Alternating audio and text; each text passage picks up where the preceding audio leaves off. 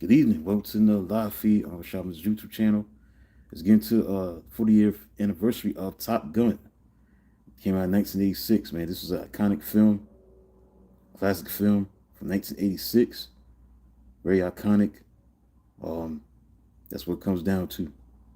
This is a blockbuster action drama film. Came out in 1986. Actually, it came out May 16th, 6 days ago, in 1986. So this was a iconic film. Had a big time actors in this, and this movie was directed by Tony Scott, starring Tom Cruise as a hotshot Navy pilot named Pete Maverick Mitchell, who attends the elite Top Gun fighter weapons school, competing with rival Iceman, played by Val Kilmer. I think he recently passed away, and falling for instructor Charlie Kelly McGinnis. Known for its aerial action, iconic soundtrack, cultural impact, the film was a massive success commercially, despite mixed industry reviews, winning an Academy Award for Best Original Song, Take My Breath Away. So the plot was, Maverick's reckless flying style is challenged at the Navy's elite fighter school, where he must prove himself while navigating romance and personal demons. So the cast had Tom Cruise, Kelly McGillis, Val Kilmer, Anthony Edwards, and Tom Skerritt, known as Viper.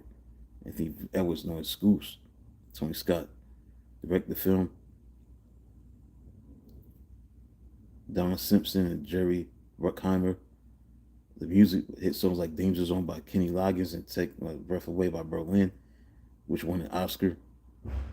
It's a cultural phenomenon, leading to a sequel in 2022, Top Gun Maverick. So it was definitely a iconic film.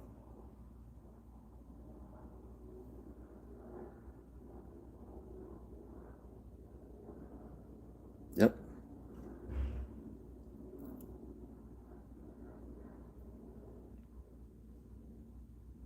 So this movie was released in the United States on May 16th, 1986, May 12th, 1986 in New York.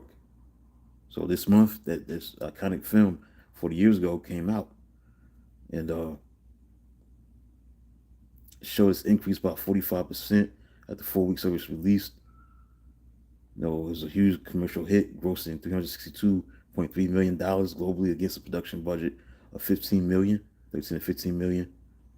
And then Top Gun was the highest grossing domestic film of 1986, as well as the highest grossing film of 1986 worldwide.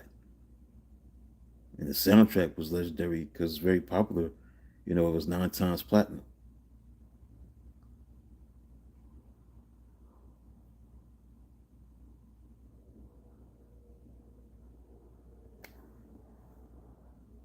Okay.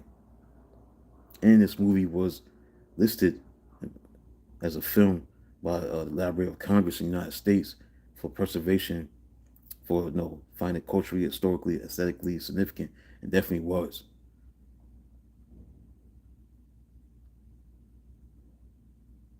I'm gonna get into all the details, but this is a great, great movie, iconic.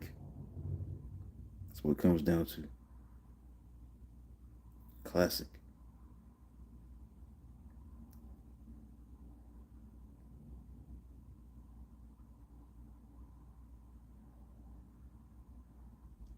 Now, the inspiration for the film was the article "Top Guns" by Ehud Yornay from the May 1983 issue of California Magazine, featuring aerial photography by then Lieutenant Commander Charles Heater Heatley. The article detailed the life of a fighter pilot at Naval Air Station Miramar in San Diego, nicknamed Fighter Town, USA. That was self nickname. So screenwriters alleged turned down the project. Jerry Bruckheimer and Don Simpson went on to hire Jim Cash and Jack Epps Jr. to write the first draft. So that's how it came about. And some people that could have played the character Maverick than Tom Cruise. Other people was considered. Matthew Modine, he turned down the role of Pete Mitchell because he felt the film's pro-military stance went against his politics, so he chose to do Full Metal Jacket. So the producers wanted Tom Cruise for the role of the seaman in Risky Business, who was offered the part while he was in London filming Legend. He was elected to take the part, but Tony's brother Ridley Scott convinced him to take it. Cruise liked the script and convinced the producer to rewrite it before showing the film. Also, before Cruise, it was Emilio Estevez, Patrick Swayze, Sean Penn, Rob Lowe, Charlie Sheen, Michael J. Fox, Ralph Macchio was considered, Brooke Shields, Demi Moore, and Julianne Phillips were considered to be, I guess, the love interest for time. Phillips had been scheduled to perform a screen test opposite Tom Cruise. Val Kilmer was there to play Kazansky as he found the trip silly and disliked warmongering in films.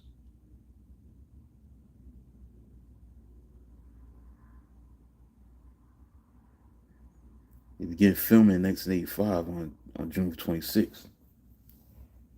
They moved to Miramar to begin shooting scenes on the aircraft.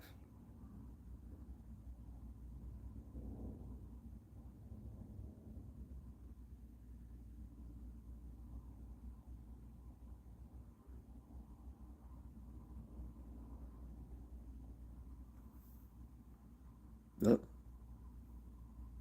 Very popular soundtrack, man. 9 times platinum. Excellent. The release, like I said, May 12th, 1986.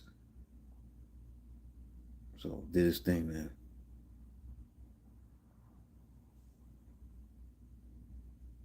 Also, on May 13th, Paramount had re-released the film for the first time, both immersive premium formats, IMAX TD, and of its 40th anniversary, along with the sequel. Became a success, highest grossing film in 1986.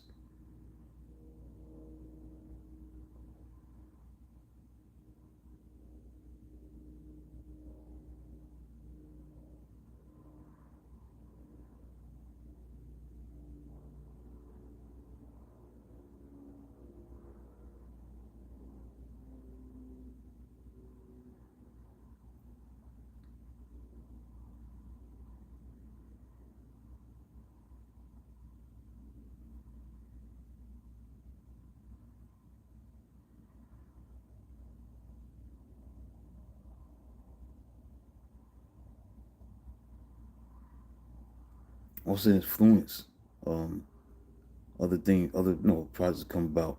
You make a case, A Few Good Men is recognized as being an inspiration for the TV series Super Carrier, Pensacola, Wings of Gold, Jag, the subsequent, and now NCIS franchise, stuff like that.